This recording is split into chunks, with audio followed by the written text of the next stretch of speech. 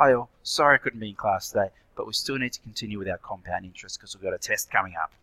So, a quick overview. What is compound interest? Well, compound interest is the most common form of interest. So, we've looked at simple interest, but when you're putting money in the bank, when you've got a home loan, a car loan, whatever kind of loan or whatever interest you're earning, banks deal in compound interest. So, this is highly relevant to what you're going to see in your real life.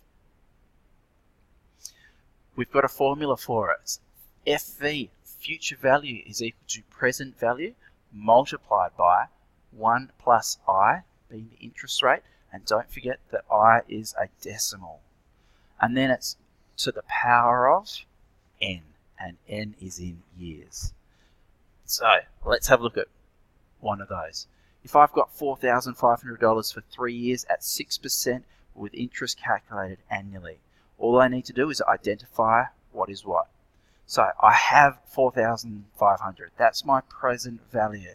For 3 years, that's going to be my n value. And my I is here, 6%, which as a decimal is 0.06. Or remember, we can use the percentage sign on your calculator.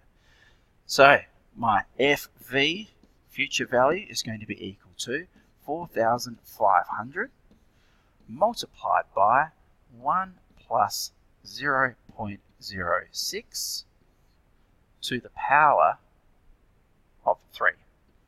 So now I come over to my calculator, 4,500, and then bracket 1 plus 0.06, and then I need to use to the power of, so that's the little hat symbol, power of 3, execute, and I now know that my future value in total I'll have $1,359.57. Remembering that they only go to 2 decimals because we're dealing with money here.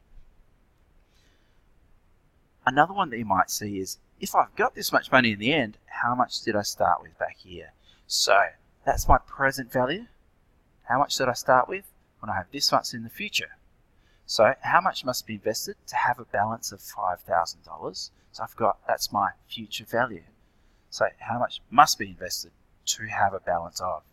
And my time, 4 years, is my n value, and I is 3.8. So present value is equal to 5,000 over, in my bracket here, 1 plus 0.038 to the power of 4. Come over to my calculator.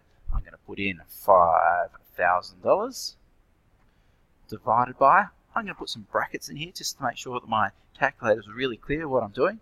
1 plus 0.038 to the power of, my hat symbol again, 4.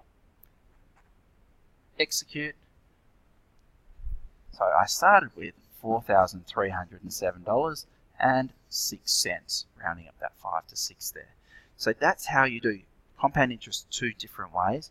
Look at the examples in your textbook if you're stuck, but have a go at the questions and good luck.